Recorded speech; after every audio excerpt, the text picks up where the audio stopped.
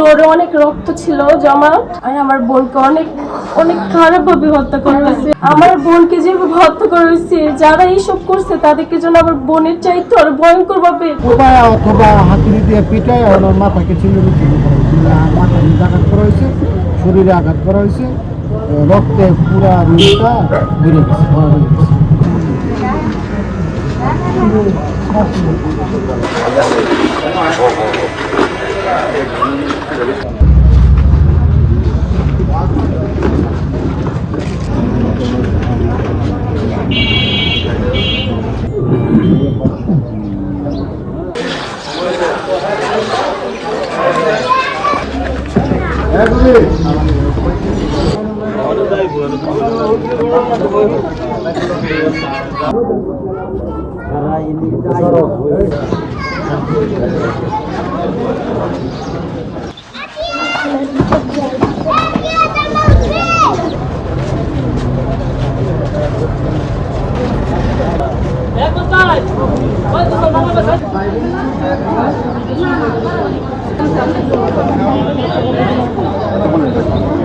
এখানে ওয়াজিত আছে, তো ওয়াজের সামনে গেছি।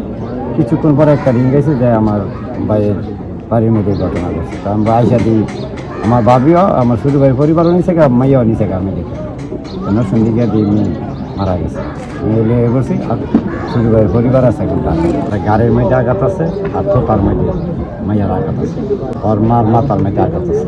আমি এগুলি দেখার মতো সময় আমার তখন ছিল না, তো না আমার সাথে কোনো সত্যি এখন দাঁড়ান আমার মেয়ের সুস্থ বিচার করুক এবং যাতে ভবিষ্যতে এই ধরনের ঘটনার কারণ না ঘটে। আসর আজানের পরে আমি আমাদের বাড়ি থেকে আমার শ্বশুর বাড়ি যাই।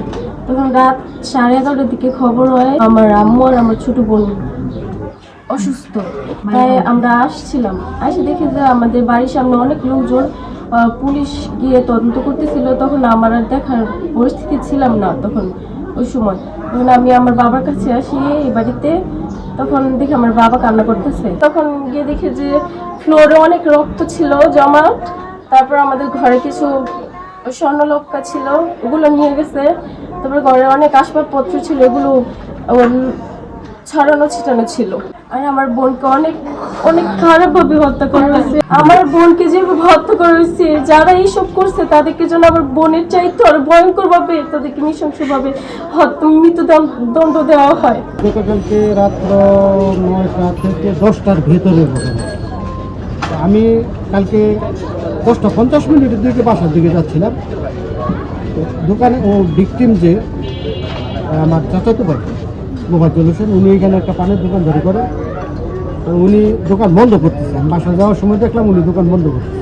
আমি বাসায় যেয়ে কাপড় চোপড় ছাইরা জাস্ট বিছনায় গেছি। এর মধ্যে ফোন দিলে একজন আমাকে যে এই মোবাজ্জল ভাইয়ের বাসার মধ্যে সমস্যা হয়েছে, তাড়াতাড়ি বাসায় আসে। দৌড়ে আসলাম, আসার পরে শুনলাম যে ওনার ওয়াইফে নাকি ঘরের ভিতরে, মানে উনি দোকান বন্ধ করে ঘরের ভিতরে যে দরজা খুলে গিয়ে দেখতে পারছে যে দুজনকেই মানে কোপায় অথবা হাতুড়ি দিয়ে পিটায় ওনার মাথাকে ছিঁড়ে মাথায় আঘাত করা হয়েছে, শরীরে আঘাত করা হয়েছে, রক্তে পুরা রুমটা বেড়ে গেছে।